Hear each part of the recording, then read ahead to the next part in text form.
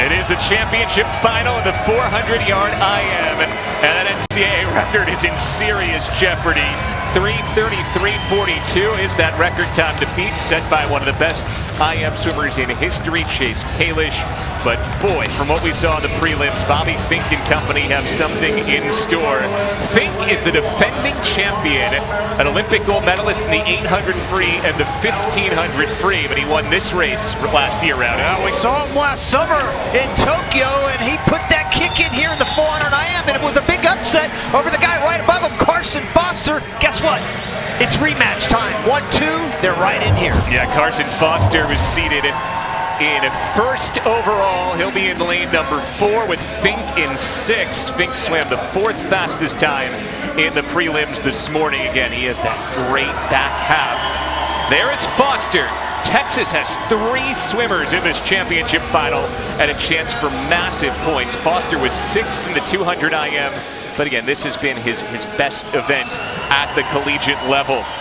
Along with Carson Foster, you've got Cal right next to him in that Texas-Cal battle, and Hugo Gonzalez, the 2-time Olympian from Spain.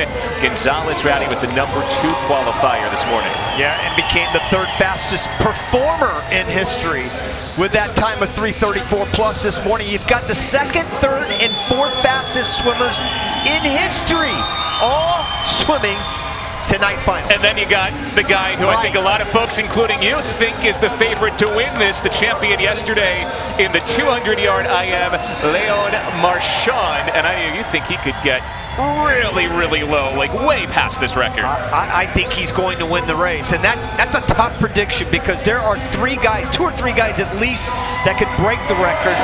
And I'm not even including him. That's Finke right there, the defending champion. Can you believe I'm not talking about him in the conversation of breaking the record?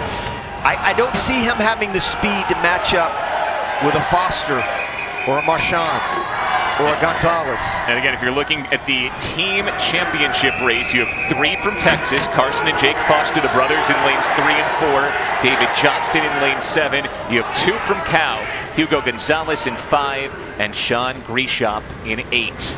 Take your mark. And you throw in Bobby Finke from Florida, and all the top 3 represented here in this championship final. Fitness level with these gents are through the roof, and you have to have an incredibly high pain tolerance. The great flexibility comes into play, and the ability to focus for 3.5 minutes with changing strokes every time. You want to have a kind of a building feeling in this butterfly right here. Great start for Gonzalez out of Cal. He was 6th in the 200 backstroke in Tokyo, so expect the next leg to be especially strong for Gonzalez. Just behind him, Carson Foster, and then down in lane 2, Leon Marchand, currently in 3rd. It's sort of like with the 200 IM earlier, with the first half of a Carson Foster, maybe Hugo Gonzalez, and then the back half of Leon Marchand. He is going to be unbelievable on the back half of this race. Gonzalez and Foster, your top 2. Gonzalez now a 9-time All-American. Foster still just a sophomore, the Big 12 champ in 3 events this year, including the 400 IM. And now here comes Marchand making a move too. Yeah, Marchand right there in lane number 2, just kind of playing with him here this first half. And I say playing with him, these are some of the best swimmers in the world, obviously. But this is backstroke now. You've got to really go from a leg-driven stroke to an arm-driven with backstroke, but you can't lay off the legs too much. You can't relax too much off coming off this butterfly. Gonzalez and Foster, the 2019 world champ in the 200 IM. And then Marchand, who has kept it close over the front half. And now we move to his strength on the back half here, starting with the breaststroke. And Bill, that's all he wanted to do. Keep it close. I need to keep it close because now it's a complete shift of skills with breaststroke. You cannot cruise. If you do, it's not for the faint of heart. This is where you are toast if you cruise on the breaststroke. And Gonzalez is doing a great job. Boy, he took it out fast on that fly. And by the way, he's a fantastic breaststroker. He is taking it to them right now. Getting a little page from that B final of the winner of his teammate. Yeah, at least over the first 50. Look at how Gonzalez has gone away from Foster, and Marchand has not gained any ground at all. None. What a swim by Gonzalez. None. I mean, like 0 ground on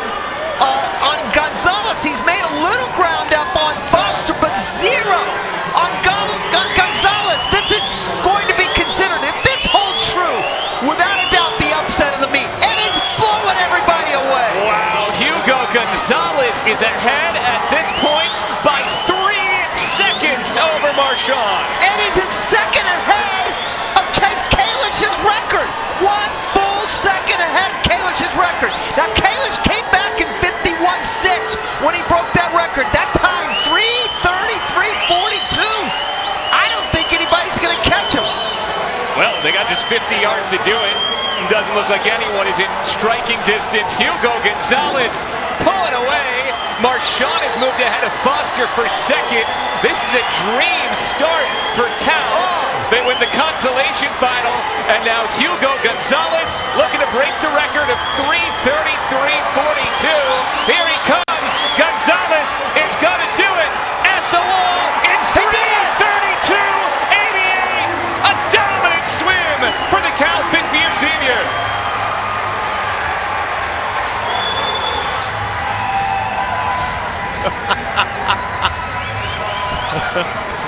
Oh boy. I can tell you one thing, there wasn't anybody watching this meet tonight or in this crowd that picked Hugo Gonzalez, and admittingly so, I include myself.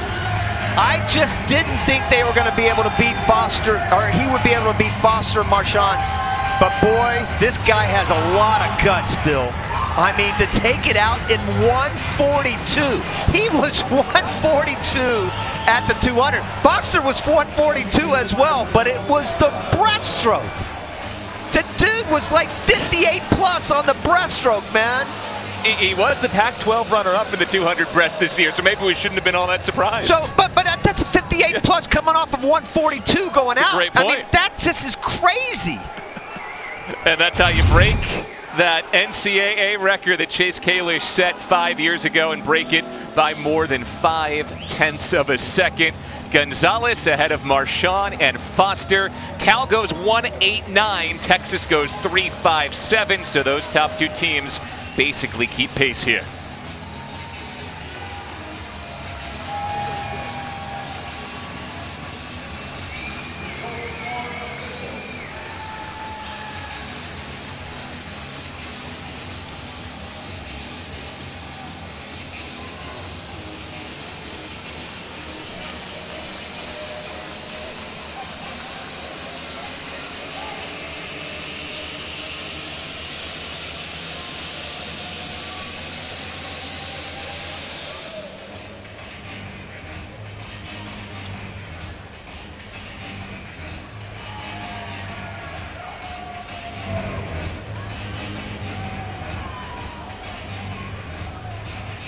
Hugo Gonzalez with a record-setting swim to win the 400 IM, and he's with Lara Overton. Demolished the record in process to getting that victory. You knew it would take a near perfect effort with how fast the prelims were and the caliber of competition.